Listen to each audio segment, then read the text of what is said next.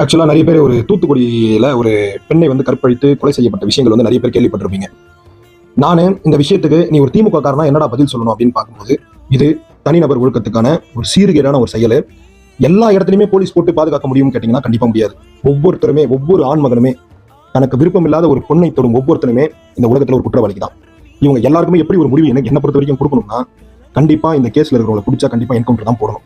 இல்ல அவங்களுக்கு மரண தண்டனை கூடிய சீக்கிரமாகவே ஒரு எப்பயுமே ஒரு ஜட்ஜுக்கு முன்னாடி ஒரு அமைப்பை வைத்து உடனே வந்து அது ஒரு ஜட்மெண்ட் கொடுப்பாங்க, சீக்கிரமா எல்லா ப்ரூஃப்மே கலெக்ட் பண்ணி. இது கூடிய விரைவில் நடக்கணும். இப்ப நீங்க அமெரிக்கால எடுத்துக்கிட்டாலும் சரி, இட்டாலியில எடுத்துக்கிட்டாலும் சரி, வளர்ந்த நாடுகளிலே இன்னமும் இந்த ரேப்புகள் வந்து நடந்துட்டு தான் இருக்கு. இந்தியாவை பொறுத்த அளவுல உலகத்திலேயே அதிகமான பாப்புலேஷன் இருக்கிற ஒரு கண்ட்ரி. இந்த கண்ட்ரியில இன்னும் பல கடுமையான சட்டங்களை கொண்டு வந்தா மட்டும்தான் இந்த மாதிரி ஒரு மனநோய் கொண்ட பெண்களை வந்து தீண்டாமை செய்யும் அரக்க குணம் படைத்த இந்த மாதிரி ஜென்மங்கள்லாம் வந்து உலகத்துல இருந்து போவாங்கன்றதான் என்னுடைய ஒரே ஒரு வேண்டுகோள். நான் முதலமைச்சர் ஐயா அவர்களுக்கு ஒரே ஒரு வேண்டுகோள் தான் வைக்கிறேன். தயவு செய்து இந்த மாதிரி ஆட்களுக்கு தனி ஒரு நீதிமன்றத்தை வந்து அமைச்சு ஆல்ரெடி நீங்க எல்லாமே பண்ணிட்டு இருக்கீங்க. இதை நான் வந்து புதுசா சொல்ல போறது கிடையாது.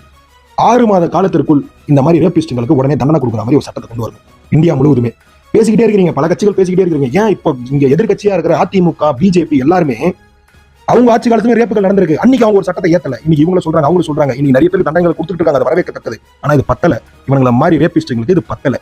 பயம் வரணும். அவங்க ஒரு பொண்ணு தொடணும், ஒரு பொண்ணு தனியா தொடணும் போதே அவனுக்கு பயம் வரணும். அந்த அளவுக்கு ஒரு தண்டனை இந்திய அரசியலமைப்பு சட்டத்துல கொண்டு வரணும்னு சொல்லிட்டு இப்ப இருக்கும் முதலமைச்சர் ஐயாக்கு நான் ஒரு வேண்டுகோள் வைக்கிறேன். எல்லாருக்குமே ஒரு வேண்டுகோள் வைக்கிறேன். இது மூலியமா, அந்த காணொலி மூலியமான்றதை அனைத்து நம்ம தெரிவிச்சுக்கொள்கிறேன். நன்றி.